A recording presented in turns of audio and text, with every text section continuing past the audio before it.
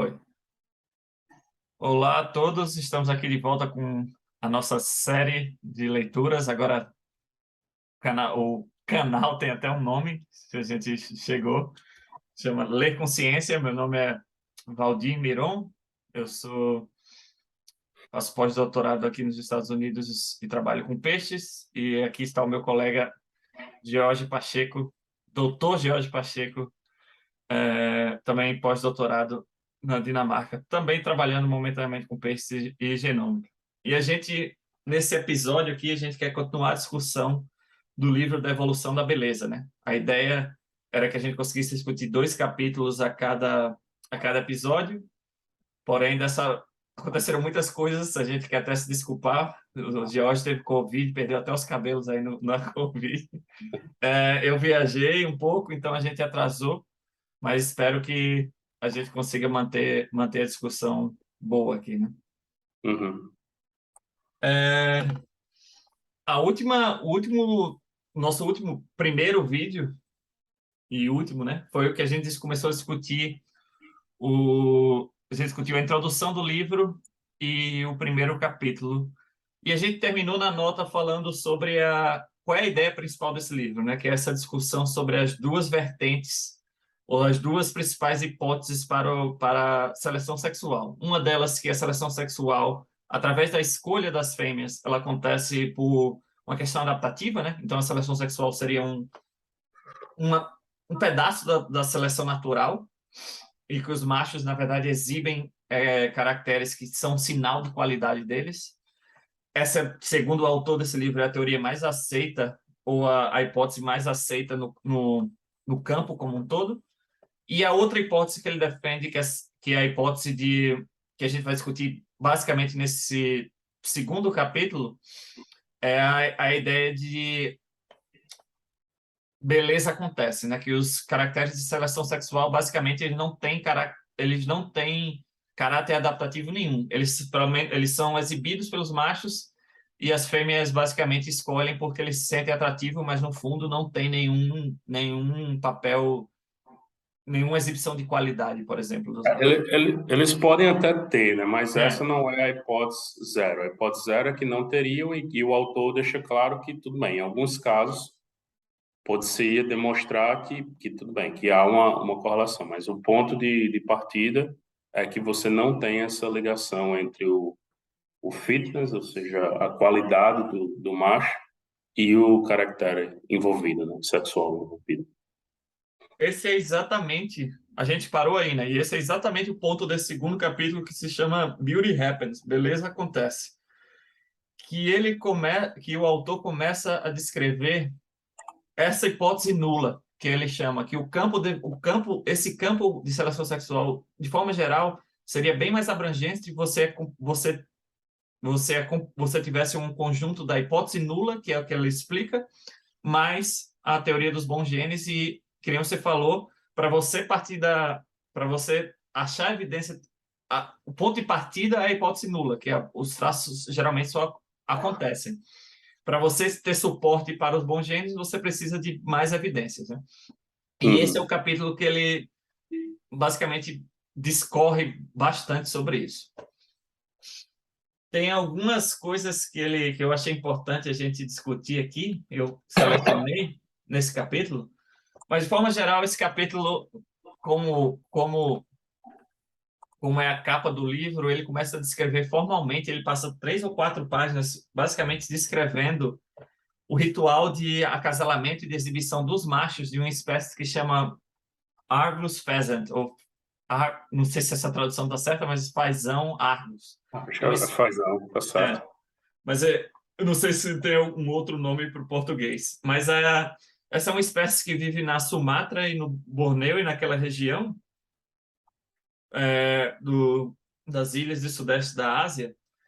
E por que ele acha esse exemplo super importante, né? Porque eu gostaria até de compartilhar o meu vídeo aqui um pouquinho, porque a exibição dos machos dessa espécie, ela é basicamente mágica, assim. É uma coisa, um ritual de exibição dos machos tão complexo e tão elaborado que ele acha que é muito difícil que isso tenha evoluído para ser um sinal de honestidade dos machos, né? Dizer quantos ela é bom, porque o número de interações e o número de dimensões de mensagens que existem naquele sinal é tão complexo que basicamente as fêmeas seria muito difícil, racionalmente quase impossível ter uma capacidade de julgar cada traço independentemente, né? E essa é uma das premissas da vamos chamar assim, da hipótese adaptativa, né? Que cada traço, independentemente, é um canal de informação para as fêmeas. Deixa eu Uhum. compartilhar uma tela aqui rapidinho, que eu quero mostrar para vocês como é impressionante o ritual de exibição dos machos. Aqui, tá vendo minha tela aí, Jorge?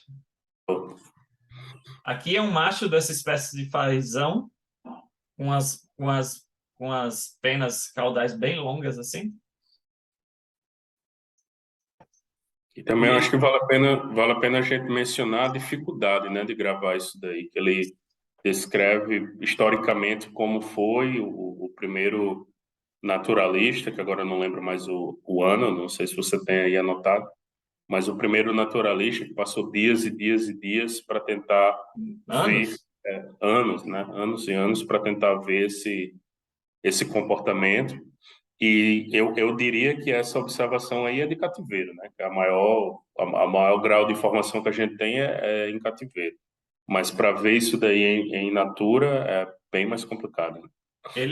segundo esse vídeo aqui que eu acabei de achar no YouTube, ele diz that he's mating place. Eu não sei se pode ser um zoológico bem elaborado, Ah, assim, bem pode ser. natural, ou se é uma Ah, observação natural. Mas, de qualquer forma, essa imagem aqui resume bem, né? Esse é um macho, ele abre as asas e a parte de trás das asas tem essa complexidade, parece umas pérolas, né?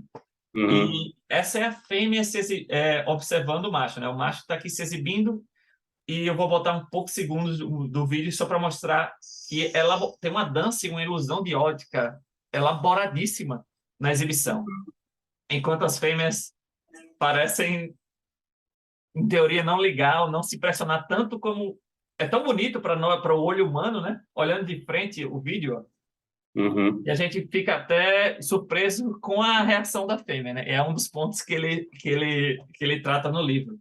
Será que as fêmeas não deveriam estar tão maravilhadas como nós humanos ficam maravilhados a ver uma exibição tão bonita como essa? Olha isso, é sensacional, né?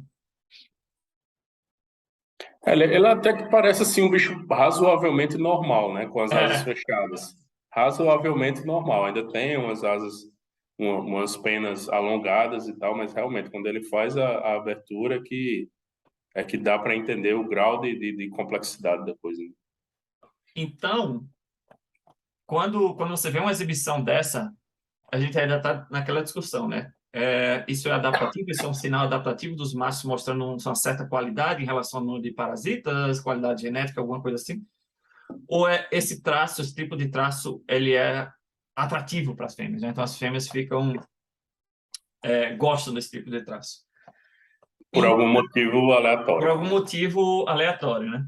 Então, ele usa esse exemplo para mostrar o nível de complexidade que certos traços têm.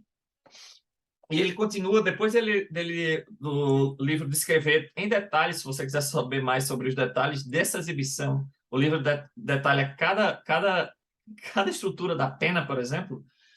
Ele Uhum. fala que todos os naturalistas que observaram isso na natureza, e alguns em cativeiro, notaram que as fêmeas aparentemente não se impressionam assim, né? Mas a ideia não se impressionam tanto como é impressionante para a gente uma exibição assim, é tão bonito, né? E uma das ideias que ele defende uma das ideias da hipótese adaptativa de seleção sexual é que a capacidade de escolha das fêmeas coevolve com a complexidade do traço. Então, as fêmeas estão ali, basicamente, eles estão, em teoria, tem vários machos se exibindo para aquela fêmea, a fêmea tem que estar tomando um cuidado para uma escolha, né, entre indivíduos. A pergunta é se essa escolha é adaptativa ou não. Uhum. Mas a fêmea está se comportando ali mais como um observador detalhista, como um julgador, e não como um mero amador, assim, observador que se impressiona com a exibição. Agora, só um detalhe. Do ponto de vista da fêmea, do ponto de vista principalmente cognitivo da fêmea, é interessante também notar que, independentemente de ser adaptativo ou não, ou seja, independentemente da hipótese com a qual a gente trabalha, para a fêmea ainda tem uma carga cognitiva muito grande, porque ela precisa lembrar todos os detalhes. Se ela observar um macho, observar outro, e quando ela observar o terceiro, ela tiver esquecido do primeiro, tipo, que tipo de julgamento que ela vai fazer? O julgamento dela vai estar totalmente errado. Então, Uhum, é uma carga cognitiva pesada que ela tem que olhar para o primeiro, se ela não ela casa lá com ele, obviamente, né? Ela vai para o segundo e precisa ter esse comparativo. é Então, verdade. óbvio que há uma pressão também na fêmea para ela conseguir ter esse grau de memória, de distinção, enfim, é todo um aparato cognitivo que está envolvido. Super, é verdade, isso é super interessante. As fêmeas, a capacidade de julgamento das fêmeas também tem que ser elaborada o suficiente quanto à complexidade dos machos, porque ela tem que ver vários, em teoria, ver várias exibições e fazer Dependente. uma escolha baseada no que ela viu no passado ou na possibilidade do que ela vai ver também, Uhum, né? Então, isso uhum. exige uma capacidade cognitiva elaborada. Como a gente estava discutindo, essa coisa de capacidade de escolher das fêmeas, principalmente em organismos, hoje em dia ela não é mais discutida, né? O campo já se moveu a esse ponto a qual que a gente já concorda que os organismos são capazes de discernir entre parceiros sexuais e escolher ativamente entre parceiros sexuais. A grande questão que o livro aborda, que a gente continua abordando, é a motivação da escolha, né? É por quê? A fêmea está julgando o macho é, o que ela julga atraente ela é na verdade um sinal adaptativo ou ela só é simplesmente atraente para ela, né? A partir daí, esse livro ele começa a entrar de novo na história da seleção natural e porque o autor acha que o campo está muito enviesado em relação à teoria dos bons genes, a teoria adaptativa, né? A hipótese adaptativa.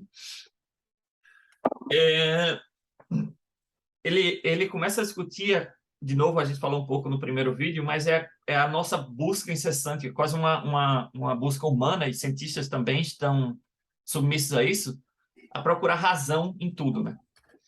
A procurar, tudo tem que ter um rhyme and reason, uma rima e uma razão para existir. Então, para a elaboração de um comportamento tão complexo de exibição dos machos, tem que ter uma razão para aquele escolher. A gente como ser humano, a gente sempre procura muitos padrões nas coisas, né? E é uma das coisas que o autor defende que, e muitas vezes, o nada está acontecendo. A gente está procurando padrão em nada. E, na verdade, como ele fala, da beleza acontecer só é uma coisa natural. E isso deveria ser tratado no campo como uma hipótese nula, né? Você poder partir da premissa que, bem, aquela exibição não tem valor adaptativo nenhum, aquela simplesmente acontece porque as fêmeas gostam. E aí se você quer testar que um traço é particularmente um sinal honesto de qualidade dos machos, aí você testa. E eu acho bem interessante essa discussão, né? Porque ele introduz a importância de um modelo nulo na ciência em geral, né? O que é o que é um modelo nulo? Que é a ideia basicamente que você o que é e por quê. Um modelo nulo ele serve para como um ponto de partida, né, basicamente de alguma observação que você, como eu posso dizer isso, que você pode admitir, você tem que partir da premissa que realmente nada está acontecendo, nada de especial está acontecendo. Por exemplo, o Hardenberg da genética é um tipo de modelo nulo. Se você desviou do Hardenberg, aí sim tem alguma coisa acontecendo. O que ele Uhum. propõe nesse livro é que o modelo de beleza acontece, vamos chamar assim, é o modelo nudo pela seleção sexual. Você tem que partir da premissa que aquele traço simplesmente é preferido pelas fêmeas. O que ele acha super interessante também, que ele discute, é esse viés que o campo como um todo tem tido em relação à hipótese adaptativa. Ele acha que a hipótese adaptativa também pode acontecer, porém, o campo está muito enviesado por vários vieses que acontecem não só nesse campo, como na ciência em geral. Um deles é o confirmation bias, né? O viés de confirmação, Uhum. que é aquela ideia que resultados negativos não são atraídos e muitos deles não são publicados, as pessoas não levam para frente as publicações de resultados negativos, então você acaba com o que se sabe na literatura são, na sua grande maioria, os resultados positivos. E isso traz um viés para o fenômeno como um todo que traz um suporte muito forte para uma das hipóteses e não para outra, não pela razão do fenômeno por si, é pela razão de como a ciência foi construída ao redor naquele campo, né? Uhum. Ele fala bastante disso e mostra exemplos sobre como ele acha que, principalmente nesse campo, esse viés de confirmação tem sido forte. A maioria dos traços que são investigados e não mostram nenhum viés, nenhuma correlação entre qualidade dos machos e viés e qualidade dos machos e o traço por si tendem a não ser publicados, criando esse viés de confirmação. Eu adicionei na nossa pauta que eu já tive essa discussão parecida com o uso da teoria da Red Queen para a Uhum. evolução do sexo.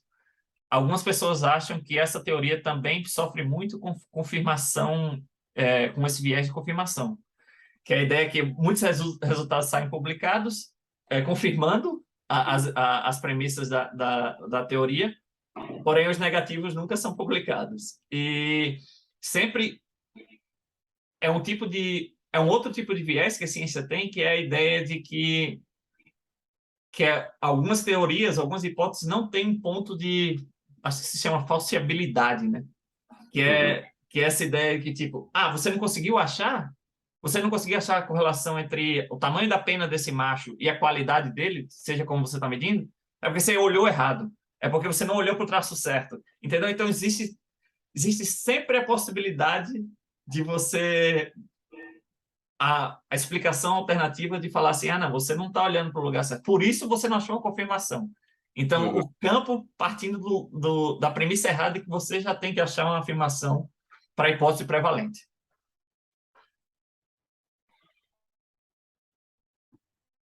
Eu, bem, eu gosto de falar nisso porque quando eu estava lendo, eu lembrei exatamente que eu tive exatamente essa discussão sobre a teoria da Rainha Vermelha, e quem quiser pesquisar, é uma teoria bem difundida quanto à evolução do sexo. Tem um livro também, né, famoso, acho da Sim, década de 90, se eu não me engano, mais ou sim. menos. É, continuando nessa discussão, o autor, eu acho bem interessante quando ele traz. A gente já falou um pouco, mas ele traz essa discussão, ele traz meio esse framework, Esse esse panorama. mapa mental de como você deve pensar sobre um traço em seleção sexual. Você tem basicamente uma pergunta a fazer. Esse traço, ele evoluiu como um sinal honesto de qualidade ou benefício direto para as fêmeas ou simplesmente é um traço sexualmente atrativo para elas? Ou seja, você está olhando para alguma coisa que você quer investigar e você está usando a hipótese nula, simplesmente aconteceu, ou tem algo de especial, aquilo representa um sinal. Então, ele faz essa fundação do campo, né? Ele fala, se você está interessado nisso, esse é o jeito que você deve se perguntar sobre a evolução de um traço de exibição dos machos, né? Mas só, eu não sei se a gente já pode entrar a falar um pouco assim da escrita do livro, Uhum, talvez é algo que me interessa. Eu também, eu fiquei com a impressão que talvez ele tenha provado do próprio veneno dele, entendeu? Na ideia de tipo, tudo bem, ele lançou a problemática e eu concordo com ele está certo, ele dá um contexto histórico, tudo correto. Mas também, assim, é aquele tipo de coisa, ele só foi levantar a problemática e não disse como resolver o problema. Eu acho que ele poderia ter dedicado um capítulo a dizer como alguém poderia testar isso. E já uhum, que ele trabalha com genômica, tudo bem, não é tão recente, mas trabalhou com genômica, tem artigos importantes, trabalhou com filogenômica, ou seja, dá alguns casos, alguns modos, e até com espécies particulares, com sistemas particulares, de como isso poderia ser testado. Porque também, ao ler o livro, eu fiquei com a ideia que ele próprio também tem uma convicção muito grande em relação a essa coisa da beleza acontece. E também não é por aí, né? Você não É, pode tirar um problema, tentar tampar um problema com outro. O que a é, gente precisa hoje, como área, na biologia evolutiva, são dados. São dados específicos, são testes. Eu sei que é uma coisa difícil, a gente tem falado sobre isso nas últimas semanas. Não é fácil esse tipo de testagem, mas, bem, a ciência não pode parar porque não é fácil, né? é. Alguém tem que desenvolver um modelo, como a gente falou, não pode ser específico de uma espécie só. Idealmente, isso teria que ser feito em peixes, teria que ser feito em aves, teria que ser feito em mamíferos, em vários grupos, mas alguém precisa, e eu acho que ele é que era a pessoa correta de fazer isso, porque ele escreveu um livro lançando o problema, precisa criar uma sistemática, um grupo assim de trabalho mesmo, anos, né? Porque isso vai demorar anos, 15 anos, 20 anos, alguma coisa, do que poderia ser feito para fazer essas testagens. Isso daí no livro eu senti falta, entendeu? Uhum. Porque só colocar o problema não é muita coisa, assim, é metade do caminho, né? Eu acho que ele poderia ter feito um círculo maior e ter dito como, pelo menos potencialmente, como a gente poderia resolver esse problema, com dados, com evidência. Eu concordo com você. Eu acho que ele meio ele suporta muito dessa visão baseado em evidências indiretas e evidências indiretas e lógicas assim, né? Que todas fazem sentido para Ah, você. mas tu sabe que isso aí é perigoso, né? Sabe que Não, não, todos fazem sentido é perigoso. todas fazem sentido. A gente está de novo nessa parte ainda falando de como essa visão de beleza acontece seria a hipótese nula. E ele começa a falar: olhe para uma exibição de um fazão como esse.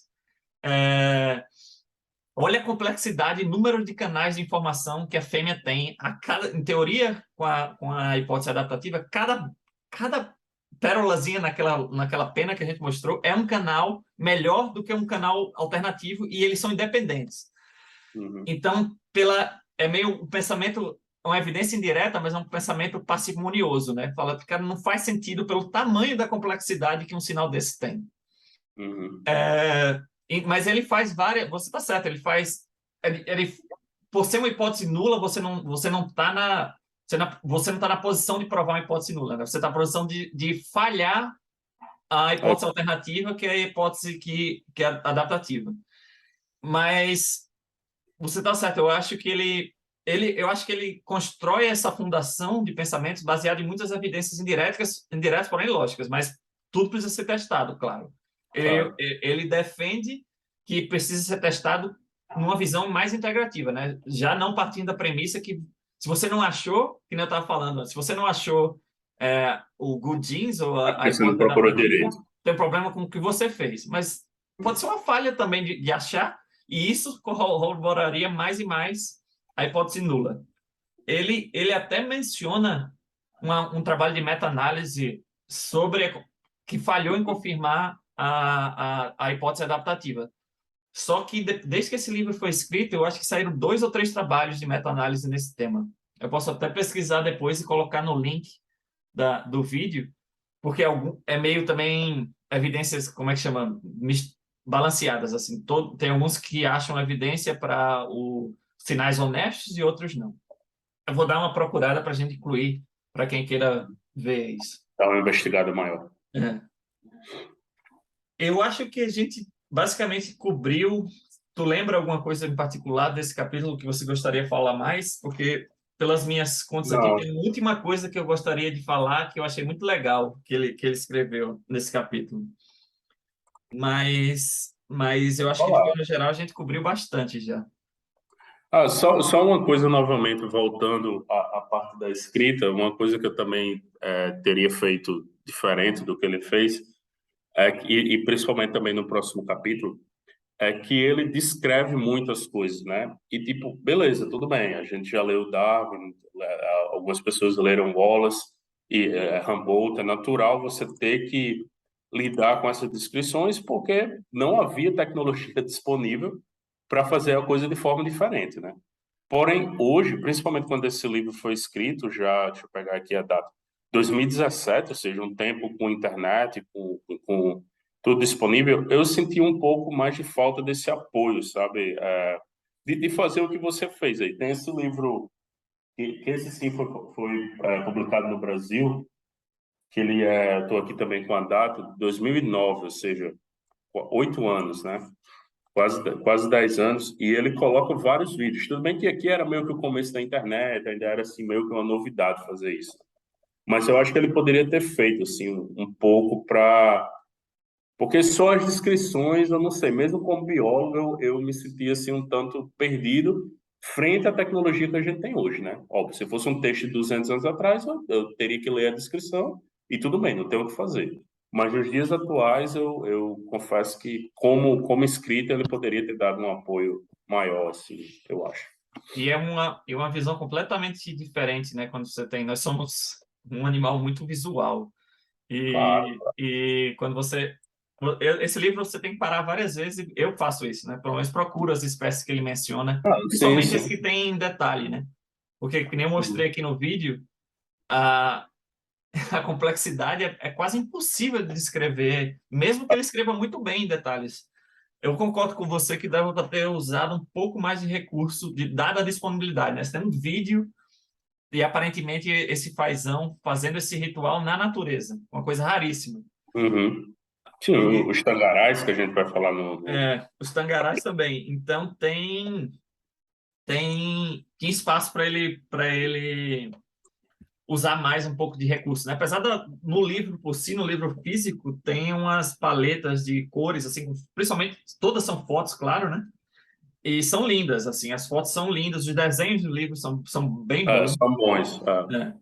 Mas concordo que dava para linkar porque como a gente está falando de um caráter quase subjetivo de natureza complexa, Uhum. o apelo visual é muito mais, você se conecta mais, né, com o que o cara está falando. Mas isso, assim, voltando novamente ao ponto da escrita, eu acho que isso, óbvio, né? O autor poderia ter tido essa sacada, óbvio, de forma intuitiva. Mas eu acho que também é parte da edição, sabe? O editor poderia ter dado esse toque. Mas, enfim, é só Né? um detalhe na feitura total do livro. Mas, assim, para quem interessar também, a gente pode dizer que há vários vídeos e também no vídeo que a gente vai lançar, a gente pode até colocar algumas páginas e tal, porque é realmente bem, bem interessante de ver, para além da leitura só. Sim. Esse autor finaliza esse capítulo 2 com umas analogias super interessantes entre biologia evolutiva e economia. E eu achei, principalmente uma que ele deu muito interessante, assim, muito útil para explicar a dualidade que a gente está lidando aqui, né? Uma hipótese adaptativa, de um sinal honesto de qualidade, e uma hipótese de nula, que é uma hipótese de beleza acontece, né? Então ele faz essa analogia entre essas duas hipóteses como como a sociedade lidava inicialmente com dinheiro, né? Com dinheiro físico. Antigamente, o dinheiro físico, uma moeda, uma nota, ele tinha um valor, não pela nota por si, mas ele tinha um valor extrínseco, um valor que ele representava uma quantidade de ouro que existia, né? Ou seja, a nota por si não tem um valor, ela representa um valor. Qual é a analogia aqui com a biologia evolutiva? Você tem um traço que ele por si não tem valor, mas ele representa um valor de qualidade qualquer que o macho queira exibir. Uhum, Enquanto a teoria a hipótese nula de beleza acontece, a ideia é que é a ideia mais moderna como a gente lida com dinheiro, né? Socialmente está aceito que aquela nota tem um valor. E a nota uhum, tem um valor por si, entendeu? E esse valor por si, ele é um valor intrínseco. A nota tem um valor. trazendo o paralelo de novo para a biologia evolutiva, a beleza acontece, a premissa é que um traço ele tem valor por si, né? Porque ele é atraente para as fêmeas, não porque ele está mostrando o valor de outra coisa. Uhum. Eu achei essa parte final desse capítulo bem interessante, porque essa Acho que conexão entre economia tem vários outros exemplos que é essa coisa de como uma coisa é aceita socialmente como valor, como tendo valor, que é a coisa da popularidade por ela mesma, né? uhum. E não necessariamente é um sinal de qualidade, é um sinal de subjetividade e às vezes irracionalidade, né? Ele cita vários exemplos de economia, principalmente aquele crash que teve no 2008 por aí dos valores dos imóveis, principalmente nos Estados Unidos, né? Que começaram a comprar achando que esses imóveis tinham muito, muito valor e no fundo era movido simplesmente pela popularidade. A qualidade por si não existia. Acabou que o mercado quebrou porque não tinha comprador para esse imóvel no final. Outra analogia também, que eu não lembro mais se ele traz no livro, mas eu acho que é uma analogia bem direta, é moda, né? Você É, tem uma peça de roupa, não quer dizer que ela é mais confortável, que ela é. protege mais, que ela, enfim. É só porque ali a sociedade, naquele determinado momento, naquele determinada, Naquele contexto, até naquela população, se a gente for pensar no contexto biológico, decidiu, sei lá, optou de uma forma coletiva que aquilo dali é popular e pronto, né? E aí o ciclo começa a andar.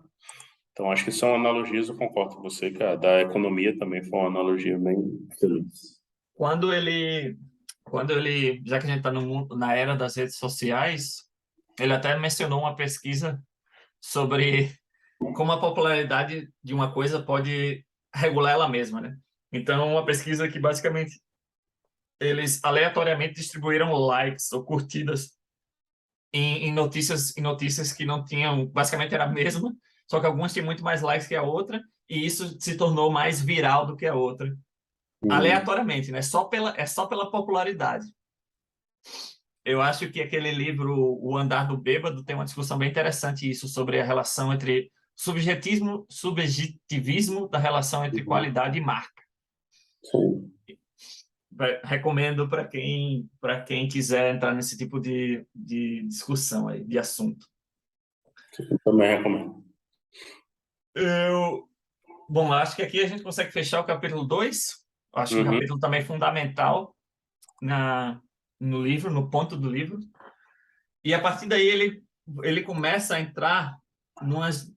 Eu acho que ele começa a entrar nos exemplos mais práticos de cada ponto da hipótese de beleza acontece que ele quer discutir, né? E isso se transforma numa coleção meio que é muito legal, né? Se você tiver como cientista, gente, você tem uma coletânea das suas ideias ou das coisas que você fez e como isso contribuiu para um campo maior em geral, né? uhum, E aí ele começa a dar os exemplos mais práticos. Como o Richard Prum é um ornitólogo, basicamente todos os exemplos desse livro são em aves. Não todos, no final vai ter uma parte sobre humanos. Mas os exemplos de pesquisa prática são em aves. E esse capítulo e alguns próximos vão ser uma mistura da história, bem uma biografia da pesquisa do Richard Prum, com os pontos que ele faz sobre a teoria da beleza acontece, né? O próximo capítulo se chama Mannequin Dances. Eu não sou ornitólogo, mas o que eu acho que manequins, de forma geral, em português, se chama tangarás. Tem algumas espécies bastante no Brasil, né? E o ponto desse capítulo ele começa a reviver até o período mais cedo da própria carreira dele como cientista, né? E uma das coisas que ele disse que se fascinou por esse grupo e bem, na verdade, antes de eu falar sobre o Richard Plum, vou mostrar os tangarás aqui rapidinho. Vou compartilhar a tela e vou mostrar até uma espécie brasileira que o tangará dançarino e por que ele acha que é especial essa espécie para essa questão em si. Essa espécie não, esse grupo de espécies, né? Tá vendo minha tela aí? uhum. Aqui é um vídeo do YouTube, Tangará Dançarino. Você vai ver o que acontece, como é o ritual de exibição dos machos nessa espécie, não? Então tem esse comportamento que chama lacking, que são vários machos se exibindo para uma fêmea, um comportamento de grupo ao mesmo tempo. Aqui temos uma Tu fêmea, sabe qual é a tradução em português? Que eu não sei, não. eu também não sei. Tipo A gente um, teria que convidar um ornitólogo. Bem provável que existe tipo essa um tradução. poleiro, sei lá, alguma coisa assim, né? Uma dança em poleiro. É, Enfim, são vários machos fazendo demonstração para uma uma única fêmea, fêmea em conjunto, né, em complexo. conjunto. Né? E daí tem aqui uma fêmea e dois machos de tangará dançarinos, os machos são bem mais coloridos, com essa cabeça vermelha. E olha como interessante, apesar da fêmea vai escolher apenas um macho desse leque, vários machos se exibem. E tem o livro vai lidar depois um pouco mais com esse assunto, que é a evolução desse comportamento quase altruísta, né, de exibição dos machos. Uhum. Se apenas um vai ser escolhido, mas esse não é bem o assunto desse capítulo. Ele vai, deixa eu descompartilhar minha tela. Ele vai, ele vai lidar com esse assunto num capítulo mais à frente. Mas esse capítulo por si, como eu falei, é um capítulo ao qual ele discorre sobre a própria carreira, integra isso com os tópicos de seleção sexual e como isso ajudou a pensar na teoria de beleza acontece, né? Ou integrar isso. Ele, como eu falei, ele começa falando sobre como ele se interessou na própria carreira, como ele já no início já tinha falado que sempre se interessou em aves, e ele estava no tempo, na geração de cientistas dele, de biólogos evolutivos, estava o tempo que a filogenia estava sendo cada vez mais usada, essa árvore de reconstrução entre espécies, para investigar a evolução de traços, né? Então, o Uhum. campo que ele disse que ele começou a se interessar é essa ideia de estudar os traços no sentido de história natural, né? Observar as espécies, fazer observações do canto, fazer observações das exibições e correlacionar como esse traço evoluiu através da filogenia de um grupo em particular. Então foi aí que ele se deparou com os com os tangarás, né? Ele sempre sonhou em vir para a América do Sul. É um grupo exclusivamente, não exclusivamente, mas majoritariamente da África do Sul, da América do Sul. América do Sul. E ele começa a descrever como é que foram as viagens, quão esforço era, você tinha que acampar, e algumas espécies, principalmente, ele descreve a primeira viagem ao Suriname, as espécies basicamente eram desconhecidas, então tem que passar dias e dias procurando, tentando achar registro de uma espécie específica, e a partir daí ele começou a registrar os rituais de exibição dos machos nesses leckings, e começou a ter um pensamento mais comparativo, né? De falar, esse tipo de comportamento acontece nessa espécie, esse tipo acontece na outra, e uma pequena diferença acontece na outra. Então, como eu Uhum. consigo reconstruir a evolução desse comportamento, em geral, da exibição dos machos? Pode falar. Não, só ia dizer que é um trabalho de filogenia, assim, bem básico, né? Você É, acha ali o que é... É tipo... É como você faria com morfologia, só que nesse caso vai pro lado comportamental, né? é. Então, há algumas coisas que são comuns, ou praticamente comuns a todos os indivíduos daquele gênero, daquela família, e aí você vai achando traços específicos a grupos específicos, né? Então, é um trabalho de reconstrução Isso. básica, né? Assim.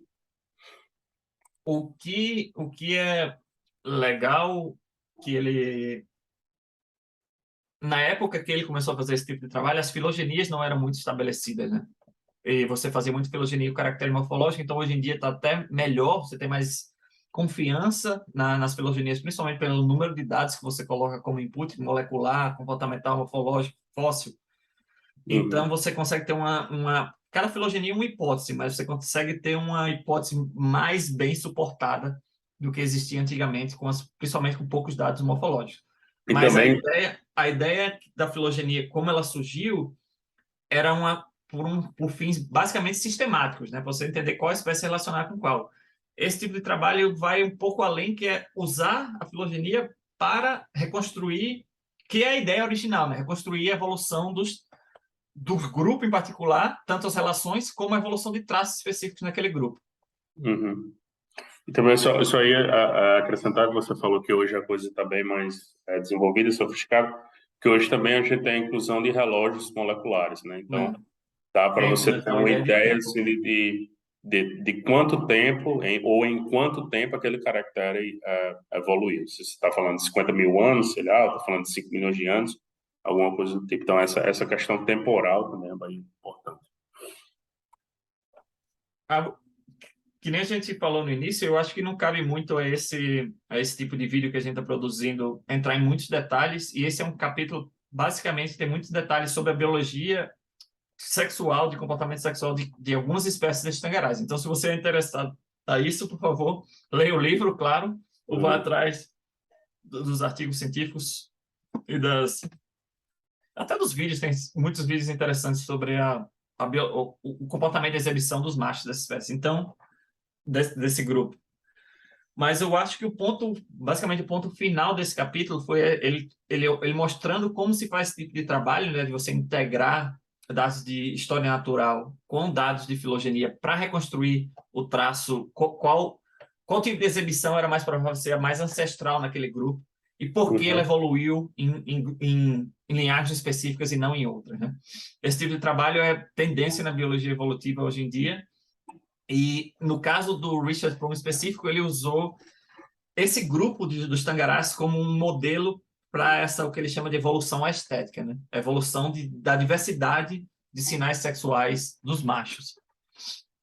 Então, um ponto que eu acho que esse capítulo é super, como eu falei, bem detalhado, então não tem muito para a gente discutir nesse vídeo, como ele vai sobre a biologia. Ele até proporciona uma filogenia das espécies em particular, que ele investigou num trabalho e como o comportamento de cada um evoluiu, os tipos de comportamento, né? Porque elas têm posições diferentes de acordo Uhum. com. Tem uma que se exibe com o bico para cima, tem outra que exibe o rabo para trás, e ele traçou a evolução desses tipos de comportamento. Mas um dos pontos mais importantes que ele faz ele faz várias vezes no livro, mas nesse capítulo é o poder no contexto específico que a escolha das fêmeas pode ter na própria evolução delas e da espécie como um todo, né? Então, se você pensar nesse sistema de Lacking, que é um sistema que tem vários machos, a preferência das fêmeas, adaptativa ou não, a gente nem está entrando nesse ponto ainda, a preferência das fêmeas para aquele tipo de comportamento que parece ter sido o comportamento ancestral do grupo inteiro, que a espécie, o grupo inteiro faz Lacking, parece, pelo que eu entendo, transformou tanto por caracteres físicos dos machos, o comportamento dos machos e a interação entre eles, né? Que como é um comportamento que parece ser super específico para esse grupo, não super específico, mas acontece bastante nesse grupo, dá a ideia que esse tipo de comportamento foi selecionado nesse grupo por alguma razão específica. Eu acho que eles até discutem por que Lekin surgiu tão constantemente em Tangarás, que é uma relação entre dieta e número de prole. Mas, de forma geral, o ponto final, que é um ponto bastante difundido nesse livro, é a ideia de quão forte uma preferência da fêmea pode ser um fator evolutivo. A preferência da fêmea, que pode ser arbitrária, é um fator evolutivo, né? Ela muda tanto os machos fisicamente, ecologicamente, comportamentalmente e também a interação entre os machos. Então, a própria escolha da fêmea muda os machos e ela mesma. E a gente Uhum. vai discutir no próximo capítulo exemplos de como isso pode ser bom ou como isso pode ser ruim também. Que é uma mudança de paradigma bem considerável, né? Porque Bem, você tem aquele cerne da biologia onde as mutações são aleatórias, então ninguém consegue controlar, a espécie não consegue controlar, o indivíduo não consegue controlar, a população não consegue controlar, e você tem as pressões, né, as diversas pressões que também são intrínsecas do ambiente. Então, o que você está querendo dizer é que a espécie em si, ela não teria nenhum tipo, ela não se poderia automoldar, né? Vamos colocar assim. E nessa visão dele, não. A espécie, ela trabalha de forma indireta a sua própria evolução, ou seja, é uma diferença de paradigma, assim, considerável, bem e, considerável. e isso considera um dos pontos principais do livro, que é a ideia da autonomia das fêmeas, né? Como as fêmeas eram renegadas na parte de hipótese adaptativa da seleção sexual, elas não tinham nessa mudança de paradigma que você falou, basicamente o poder, a autonomia das fêmeas de escolha é tão forte que muda o destino evolutivo da espécie inteira. Inteira. E isso pode ser bom, pode ser ruim, que nem a gente vai falar o próximo capítulo lida com o que ele chama de decadência evolutiva, né? Que a gente vai discutir, é um capítulo também bem interessante, porque eu acho que é um conceito novo, não novo para quem é da área, assim, mas é um conceito que muita gente não conhece. Eu para ser sincero, fui conhecer aqui nesse livro. Uhum. E como a escolha das fêmeas pode contribuir para isso, né? Então, eu acho que tudo que eu tinha pensado em discutir para esse capítulo, para os dois capítulos, a gente acabou discutindo já. Você tem Uhum. lembra de alguma coisa em particular que você quer falar sobre essa parte? Não, acho que não. Acho que a gente cobrimos tudo, diria eu. Só faria essa reobservação que vale a pena dar uma olhada aí nos vídeos e sacar por que que essas espécies ou esses grupos, né, são tão famosos.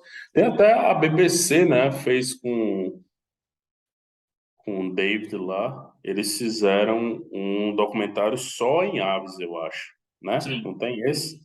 Eu Uhum. acho que deve ter o quê? Uns 10, 12 anos, talvez.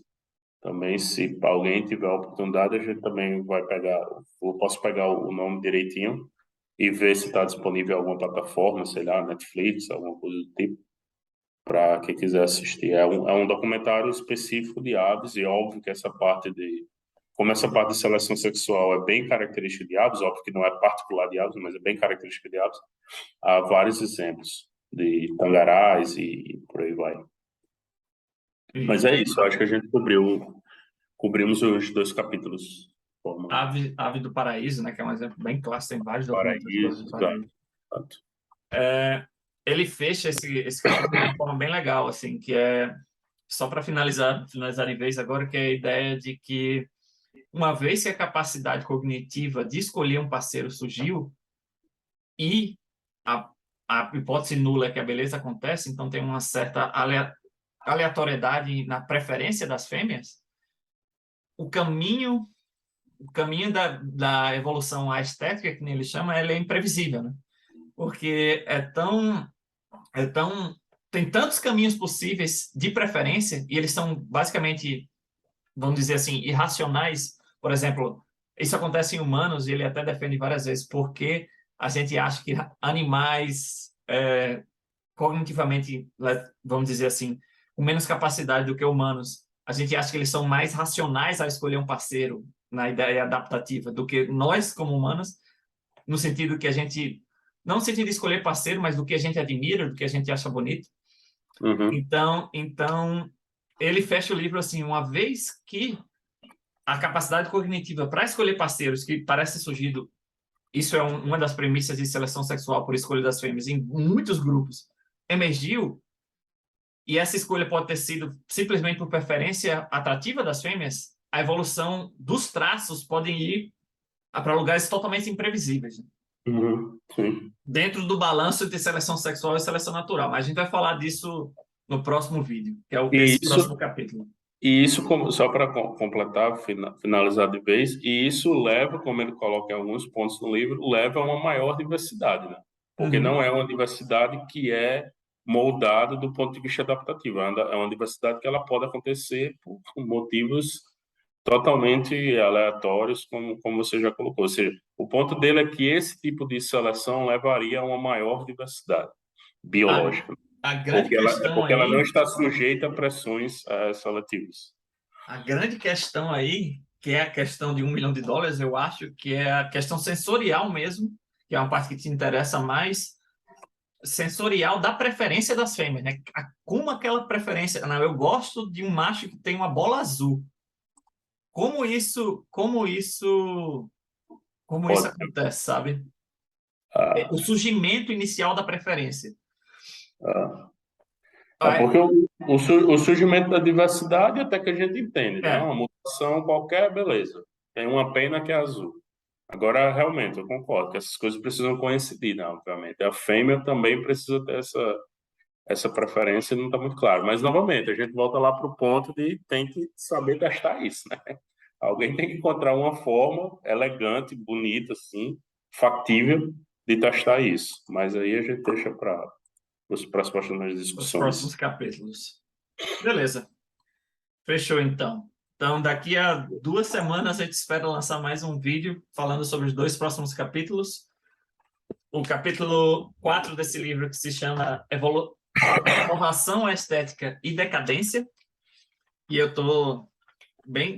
gosto bastante desse capítulo. E o próximo, que se chama Make Way for Duck Sex. Abra caminho para a vida sexual dos patos. Então, Eu acho que nunca mais ninguém olha para um pato da mesma forma, né? Porque um é, pato tem um estigma assim de ser né, de ser um é, boboca, ser um otário, assim. Mas é triste assim. Esse capítulo não é muito legal, não. eu fazia questão de, como eu li várias vezes sobre esse exemplo, que ele é clássico hoje, de estragar a percepção das pessoas sobre patos. Eu falo, deixa eu lhe contar uma historinha aqui sobre patos. É muito legal. Mas é interessante, né? Vamos discutir isso provavelmente no próximo episódio, eu espero. Beleza, foi fechou. Até o Até próximo. mais, abraço, até o próximo capítulo. Valeu!